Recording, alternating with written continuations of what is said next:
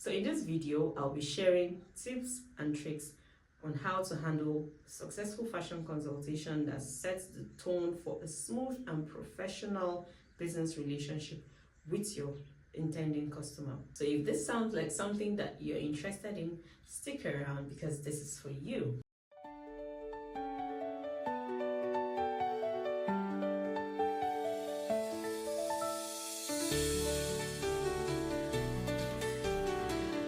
Hi guys, welcome back to my channel. If you're new here, thanks for stopping by. My name is Kali. I'm a fashion business entrepreneur, the founder of the Kali brand, a business I started from scratch with zero knowledge of the fashion business or tailoring skill.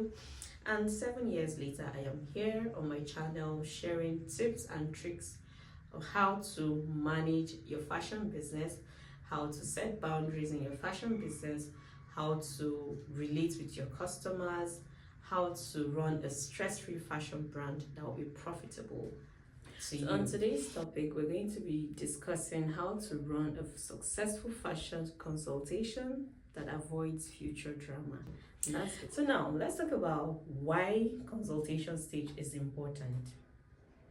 You see, oftentimes tailors, fashion designers rush consultations. They just want to get measurements, get style, get payments, and get going. I'm guilty of that. I used to be like that, but now I know better. You see, consultation, that stage is not just admin work. It's very crucial because if you get it right, you would actually save yourself a lot of stress. But if you don't, then you're setting yourself up for problems. Consultation is very important because that is when you set the tone for a stress-free business transaction. And it's very important that you do it step by step. Don't skip one. And I'll be sharing the different stages of fashion consultation, how to go about it with examples. So the number one thing to do, the number one stage of this consultation is start with a clear intake system. You can use a form like a message template or a pre-call guide to take basic information like event types, deadlines, body measurements, and all those vital basic informations. Do not just allow a customer to send you a style and be like, recreate this, and then you just tell them this is how much you pay and you just get to work. Make sure you start with a structure. Get the basics right before you start. And so the number two stage is clarify what's possible and what's not. See, you do not want to shoot yourself on the leg. Don't set yourself up. If the client comes with a Pinterest style inspiration and wants you to recreate it, make sure you tell them what you can and cannot do. Tell them something like, we can use this as an inspiration to create a modified version, something that's with a touch of our brand signature and all. Make sure you state it if you can recreate it exactly or not.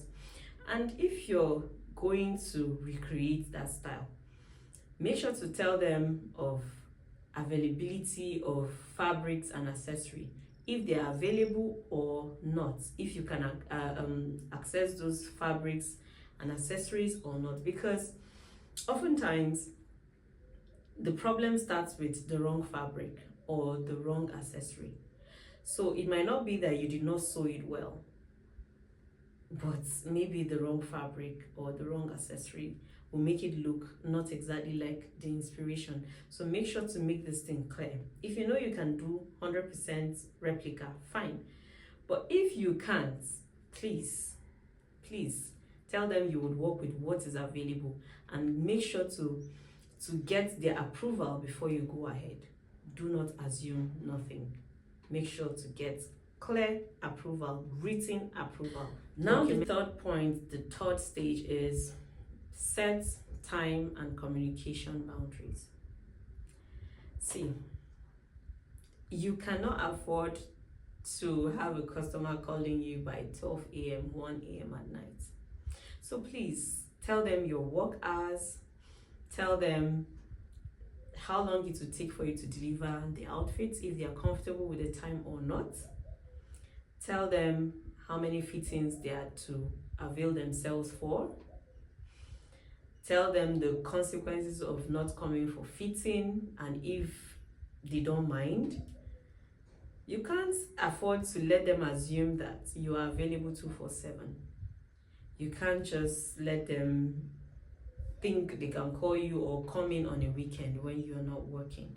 Make these things very clear. It is very important. I'm speaking from experience because a client was once called me around 12:30 a.m. at night just to talk about her outfit, and I'm like, I didn't take the call, and it's robbed me of my sleep at that point. You don't want that. You need to make these things clear, because the truth is that if you don't make it clear and then they get to call you or do all these things, it's not going to entirely be their fault, because to start with, you did not make your working hours known to them. So please make sure to do that. It's very Let's important. Move on to the first stage. Talk about your payment terms and conditions.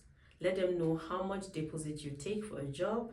Let them know if they are going to pay before it is delivered, like if they're going to pay the balance before you get their job delivered, or you deliver before they send their balance. Tell them your refund policy, if you do refund or not. Make it clear, please. Also, make it known to your customers that once you start a job, there is no refund. So you don't use your money, buy fabrics, and then they come back and tell you, oh, I've changed my mind, I'm no longer going for the event, I don't want the outfit anymore. You'll be running at a loss. So you don't want that. Make sure to tell them this upfront, so that if they are okay with your terms and conditions, then you can go ahead and transact. Do not do anything based on assumption. I cannot overemphasize this. And now the last but not the least, confirm everything in writing. Do not take this point for granted. Make sure you do your consultation make it either through chats or in written form. Make sure that even if for any reason the client is not available to chat or cannot come physically to sign anything, make sure if you have this consultation over a phone call, make sure to write out the details of your conversation, forward it to the person and get their approval. Ask them to confirm everything on everything you've written out, to be sure that the information is clear, you're not misunderstanding anything, so that if that's the case, they would confirm, and make sure to get their approval. Don't just send it and be like, okay, I've sent it. No, make sure they approve. And if they're taking time to approve, chat them, give them a reminder, get the approval before you start. All of this I'm saying from experience, because I've had very awful experience as a result of not doing a thorough consultation before taking jobs, and oftentimes it drained me financially, emotionally, mentally. You do not want to be in that space. You do not want to experience. So we've come to the end of the video. If you found this video helpful, kindly like, subscribe, share, and always look forward to my videos every week. And also, I would like to know from you how you currently take your consultation, how you do your consultation, and also if you have experiences that you've had with your customers. I would like to hear about it in the comment section. So please drop it in the comment section. I'll gladly read them. Thanks for watching. Make sure to implement all that you've learned from this video. I am rooting for you, and I want to see you do better. I want to see your brand grow better and bigger.